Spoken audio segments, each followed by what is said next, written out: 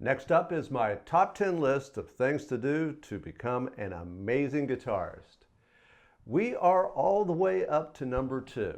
So, tip number 2 is form a band. Get together with others to share your music.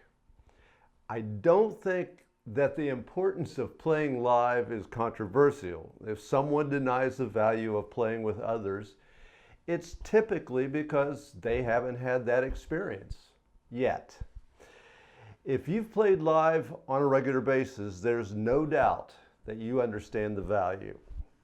So most of this is for the rest of you. Benefit 1 is you'll improve faster when you're responsible to others. When you have a band rehearsal each week, there is a deadline for you to know your parts. Otherwise, you can sit in your practice area and never need to accurately perform what you've been working on because there is no deadline. There's no need to learn songs from beginning to end because no one will ever hear them from beginning to end. Benefit 2, when you're performing with others, you don't want to let them down. Not only that, you want to impress them. And the third benefit is you learn from the other players in your band. They will bring a different perspective to your music. Their comments and criticisms will make you a better player. The fourth and most important benefit is playing with others quickly exposes your weaknesses. If you're playing something incorrectly, it will be obvious. Music isn't about you sitting in a room playing songs that no one will ever hear. Music is about you fitting in your instrument with other players. There is a tremendous conversation that happens between live musicians performing together. There is no substitute for this experience. The surest way of exposing flaws is to put pressure on an experience. You're not going to find the leak in a flat tire without literally putting pressure on the leak. You're also not going to have a true indication of your ability to play guitar until you put pressure on your skills. You will find weaknesses, fix them, then move on. You'll also be forced outside of your musical comfort zone because you're not going to be choosing every tune. That will be a band effort. Some songs that you play will be unlike anything that you've ever played before because they're chosen by other musicians. And that's when you're going to grow as a musician. That's when you'll learn aspects of playing music that otherwise would go untested. I know that many people are too shy to perform in front of others. That's understandable. We've all experienced some form of performance anxiety. Starting for me, when I did book reports in grade school. I can't think of anything that made me more nervous than that, but we also know how to overcome it. Be prepared, know your parts, and be willing to share your music with others starting small.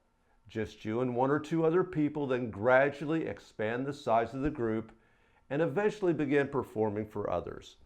Even then, start small and only expand as you become comfortable.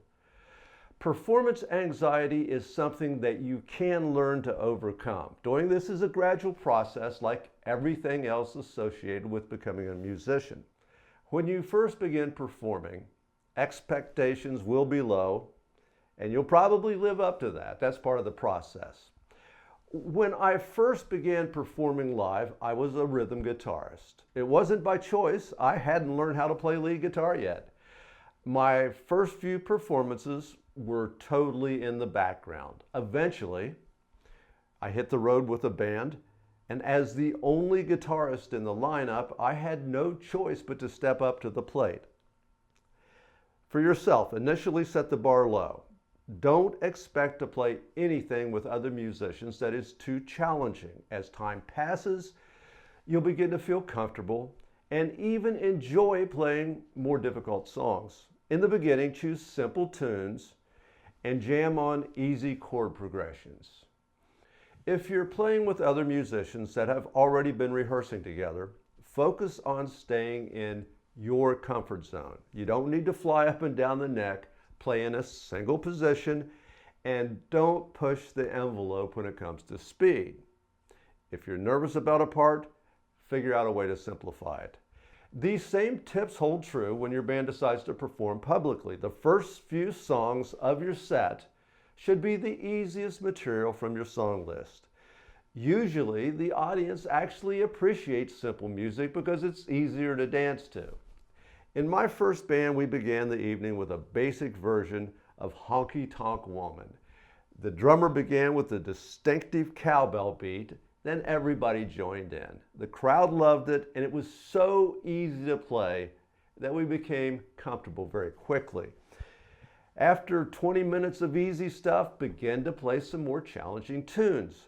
By that time, you will have burned through the initial adrenaline rush.